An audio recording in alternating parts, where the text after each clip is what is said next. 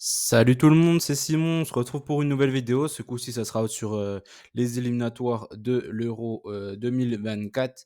Moi, j'ai essayé de faire un peu comme d'habitude, avec un petit chrono sur tous les matchs, groupe par groupe. Du coup, je les ai pris comme ça, vous allez voir.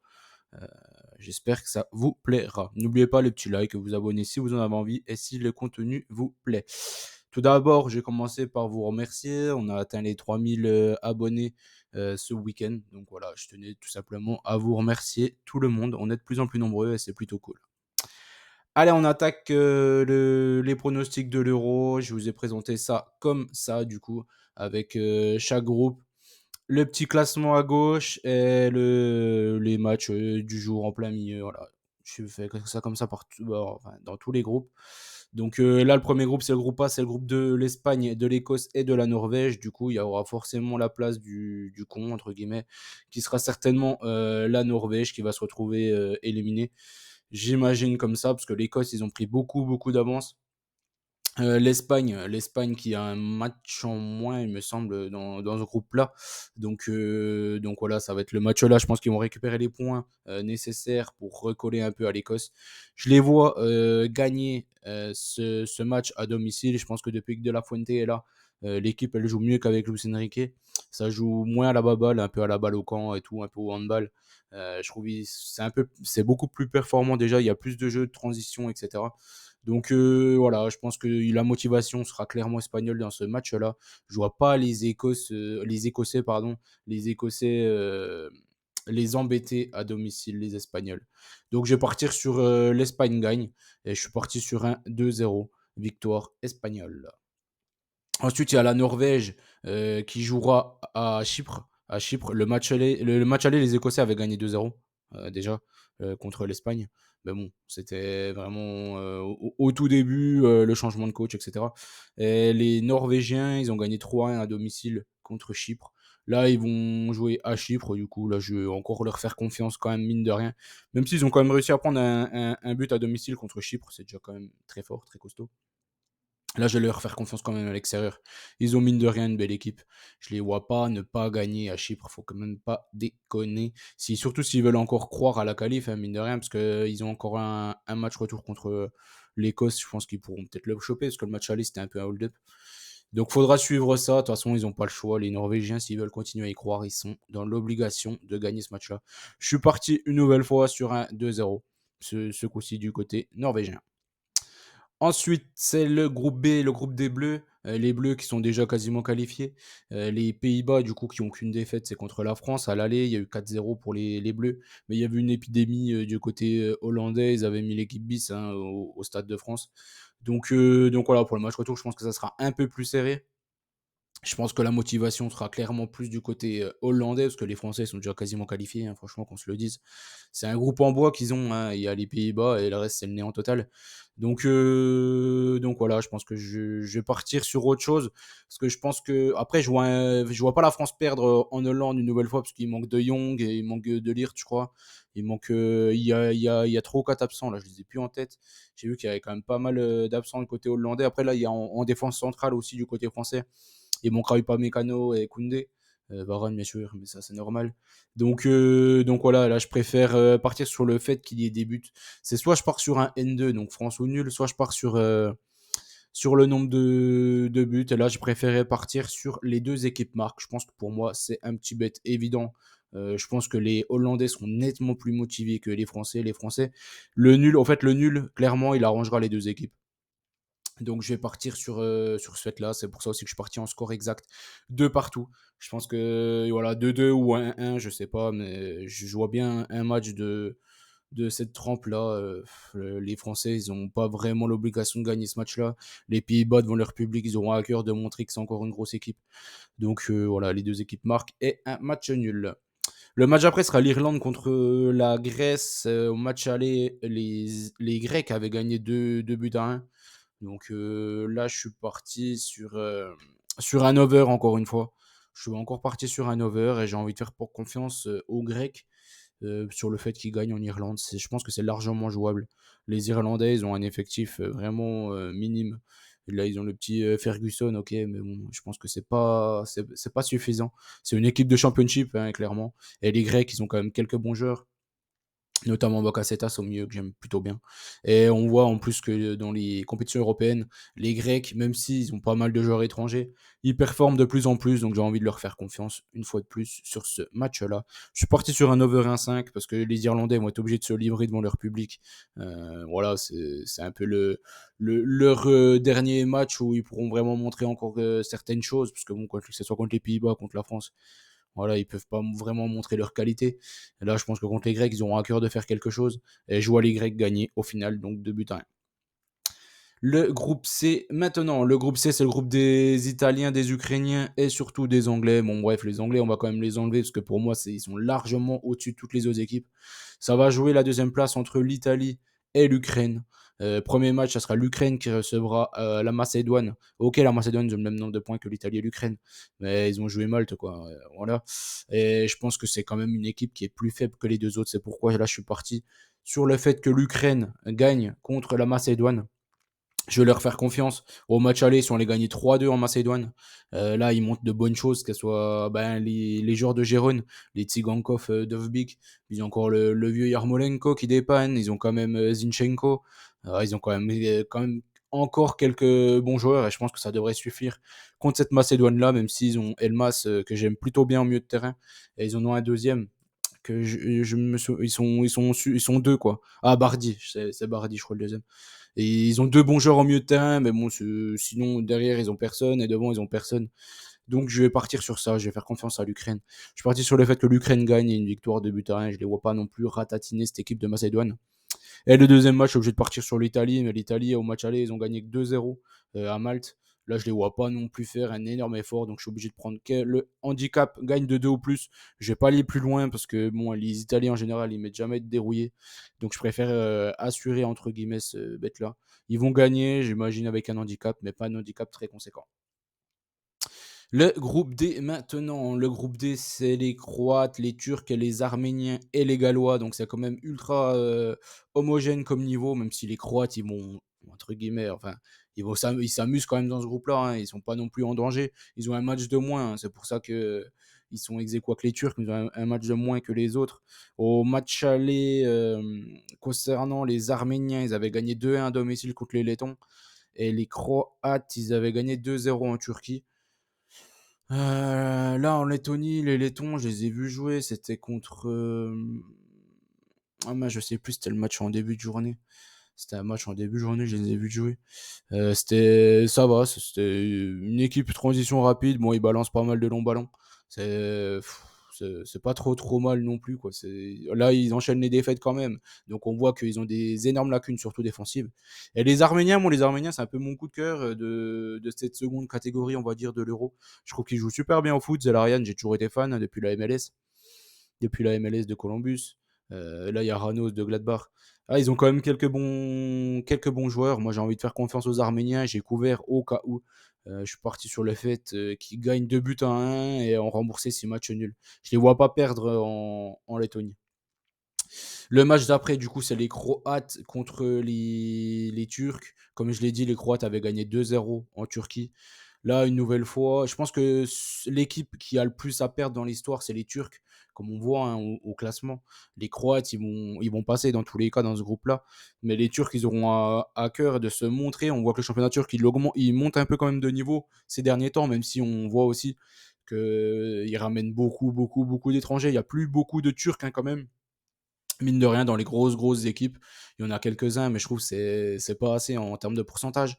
Donc là, je me méfie quand même. Voilà, je me méfie du nul, je me méfie du 1-1 dans cette histoire-là. Je me dis que les Croates, ils sont pas obligés de se démener au max. Les Turcs, ils vont tout donner, ils vont tout lâcher.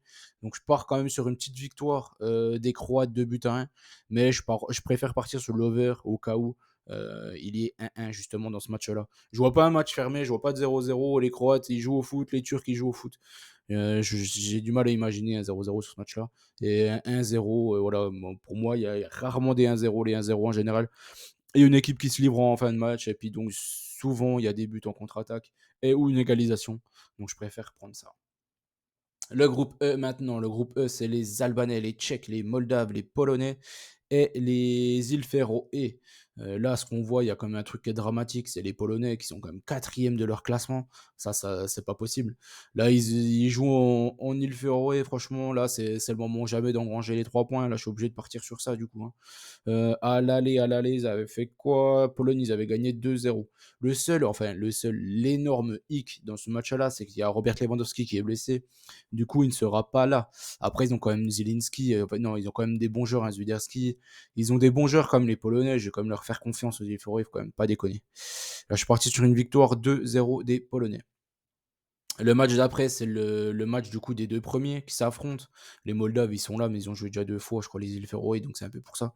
Je pense qu'ils vont retrouver leur rang, ils vont être avant-derniers sur le long terme.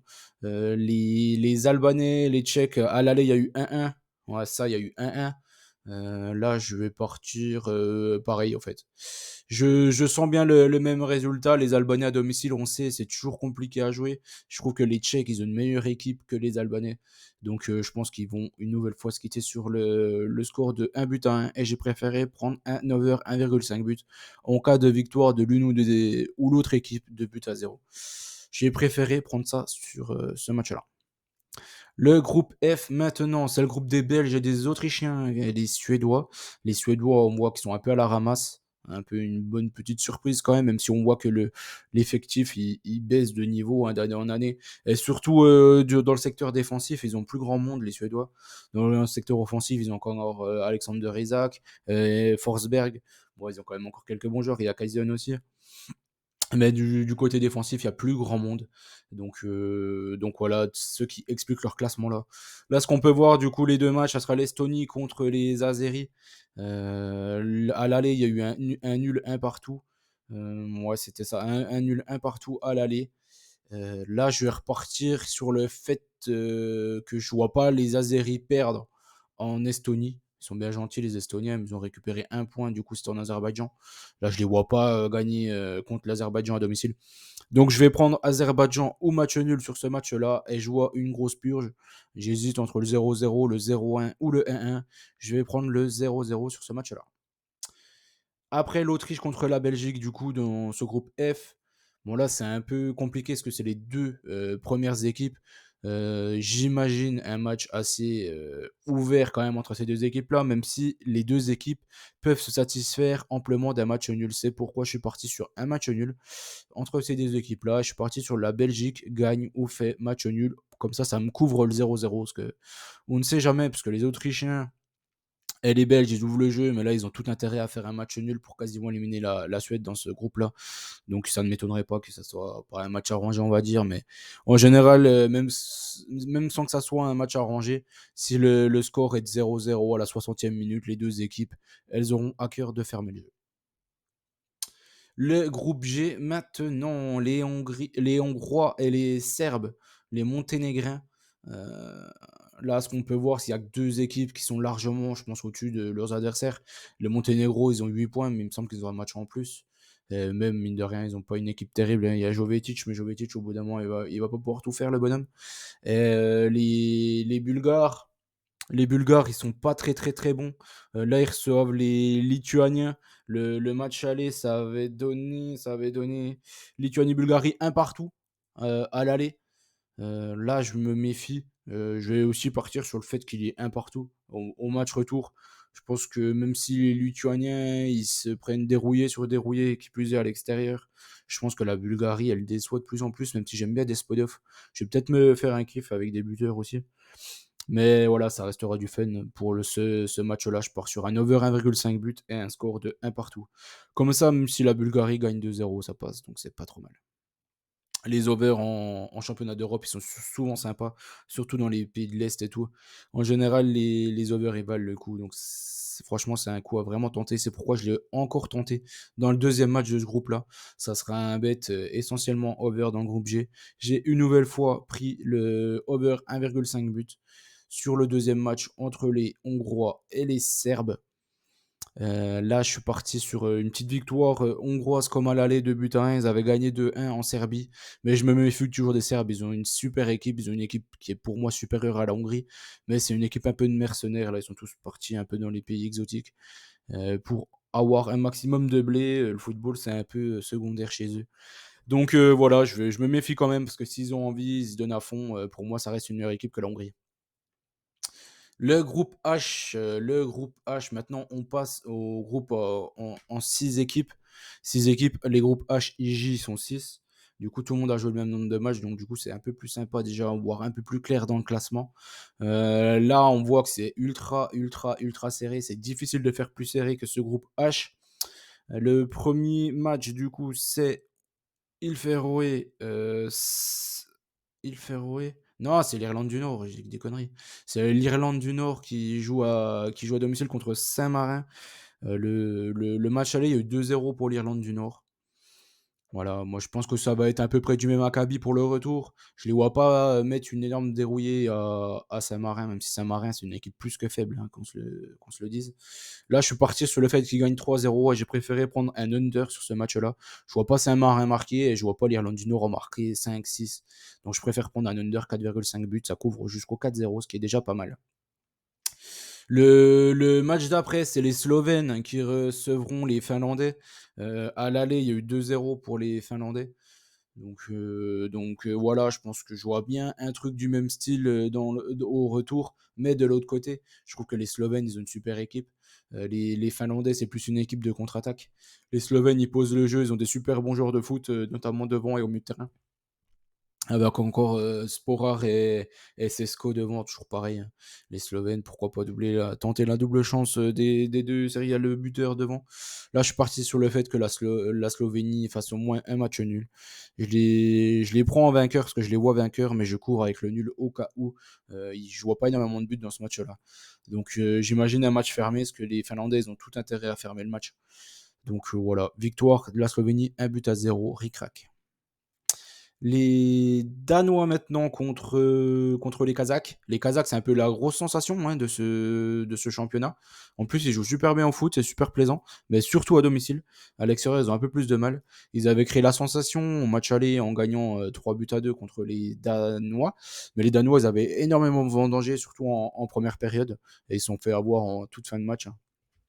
Je sais plus s'ils menaient 2-0 ou 2-1 les Danois, mais ils menaient dans ce match-là. Et les Kazakhs, ils se sont bougés en fin de match et ils ont retourné le match. Du coup, là, je vais partir sur un over. Je pense que je suis un peu obligé. Je vois le Danemark, mais la Danemark, la cote est un peu faible. Donc, je vais partir sur un over 2,5 buts. Je pense que c'est plus intéressant à choper. Les Kazakhs, c'est une équipe qui joue au foot. Les Danois, n'en parlons pas, c'est une équipe qui joue même peut-être trop au foot. Ils se découvrent énormément, notamment avec les deux latéraux qui sont limite attaquants. Mele, voilà, c'est pareil. Mele, c'est un gars il a toujours des bonnes cotes en buteur, mais il marque énormément de buts avec le Danemark. C'est toujours des coups à tenter. C'est aussi pour les gros fun. Over 2,5. Allez hop, on passe dans le groupe I. Le groupe I, c'est le groupe de la Suisse. La Suisse, bon, ils vont se qualifier sans trop de pépins, je pense, j'imagine, dans ce groupe-là. Les Roumains, c'est un peu l'équipe qui va jouer la deuxième place avec les Israéliens. Le premier match, ça sera Israël contre la Suisse, du fait de la guerre. Le match est reporté. Du coup, je ne vais pas dire énormément de choses là-dessus, j'ai rien à dire. Et après, on passe les Andorre contre le Kosovo. Au match aller, il y a eu un but partout. Donc là, je vois un peu un match similaire que le match aller. Je vois les Kosovars un peu meilleurs que Andorre, mais j'ai quand même peur. Je me dis que les Kosovars, ils m'avaient douillé à l'aller. J'ai pas envie de me faire douiller au retour. Je pars sur le même score qu'à l'aller. Over 1,5 but et un partout. Même si le N2, c'est une évidence, mais la cote est trop faible. Biélorussie contre les Roumains du coup, bah là comme on peut voir, hein, dans le classement, les Roumains ils jouent vraiment leur deuxième place. Donc là ils sont obligés de gagner contre les Biélorusses, une équipe biélorusse qu'ils avaient battu 2 buts à 1 à l'aller. Je suis obligé de partir sur les Roumains gagnent, je suis parti sur un score de 2 buts à 0. Le groupe J maintenant, le groupe des Portugais. Les Portugais, 6 matchs, 6 victoires, ils écrasent tout le monde. Les Slovaques, c'était un peu l'équipe enfin la deuxième équipe un peu favorite avec les Bosniens. Les Bosniens qui n'y arrivent pas, qui sont nuls. Nullissimes, pourtant ils ont quelques bons joueurs avec Dzeko, avec Krunic, avec Kolasinac, mais ils sont nuls. Allez comprendre pourquoi. Ils n'arrivent à rien, ils sont complètement zéro. Le match aller, les Portugais avaient gagné 1-0 en Slovaquie. Là, j'avais tenté une petite sensation, je crois que je voyais un nul, je crois, je voyais un partout. D'ailleurs, sur le match, ça méritait ça. Les Slovaques, ils ont eu plus d'occasions que les Portugais sur le match. Mais malheureusement, ça n'était pas passé. Là, en match retour, je vois que les Portugais, à domicile, vont s'amuser avec leur adversaire. Je pars sur le fait qu'ils gagnent, enfin, ils gagnent 3-0. Ce match-là, je les ai mis en gagnant. Parce qu'ils ont pas, enfin, je veux dire, eux, c'est pareil un peu que les Bleus, hein, ils sont déjà qualifiés quasiment. Donc, ils ont aucun intérêt à leur mettre une énorme dérouillée juste devant leur public, à faire plaisir à leurs supporters. Donc, je les vois quand même faire le taf assez facilement à domicile. Le match d'après, c'est Liechtenstein contre la Bosnie. Bon, ouais, je me suis gouré, j'ai déjà mis le score et le bet. C'était. À l'aller, il y a eu 2-1 pour les Bosniens. Les Bosniens qui sont ultra décevants. Voilà, là, je pars sur le fait qu'ils gagnent 2-0 au Liechtenstein. Et du coup, j'ai préféré partir sur le Liechtenstein. Ne perd pas ou perd de 3 maximum ce match-là. Donc voilà, même s'ils perdent 3-0, le score sera bon, le résultat sera OK. La Bosnie, enfin, même l'handicap et tout, ça paye pas assez, je trouve. Donc je préfère partir du côté du Liechtenstein. Je les vois pas non plus se faire écraser par cette équipe de Bosnie qui galère tous les matchs. Franchement, ils sont très très très très décevants. Le dernier match, c'est l'Islande contre le Luxembourg. En match aller, le Luxembourg avait gagné 3-1. Ça, j'avais pris le Luxembourg. Donc là, j'étais bien content. Pour le match retour, je vais encore faire confiance au Luxembourg. Je vais encore faire confiance au Luxembourg. Cette équipe d'Islande, moi, elle me déçoit. Je les trouve vraiment pas terribles, pas terribles. Ils ont fait un hold-up contre la Bosnie, mais le match, la Bosnie avait dominé tout le match. Je vais partir sur Luxembourg ou nul sur ce match-là. Franchement, je les vois pas perdre en Islande et même en score exact, je suis parti sur le fait qu'ils gagnent carrément en Islande sur le score de 2-0. On a fait un tour de tous les groupes de 7 euros. J'espère que la vidéo vous a plu. N'oubliez pas de mettre le petit like si c'était le cas. Et juste pour remercier la chaîne, etc. Et de rejoindre le groupe Telegram si vous le souhaitez. Je vous souhaite une bonne semaine à tous. Je reviendrai, je pense, pourquoi pas donner quelques bêtes sur du football. Et ça, il y aura peut-être la Coupe du Monde. Moi, je vais voir. De toute façon, je vais essayer de me débrouiller pour essayer de retrouver des bêtes hors euro et je vous partagerai ça dans les hors top 5 que je vais changer le nom tout simplement. Allez, bonne chance à tous. N'oubliez pas qu'on gagne, on perd ensemble et je vous souhaite une bonne journée tout le monde.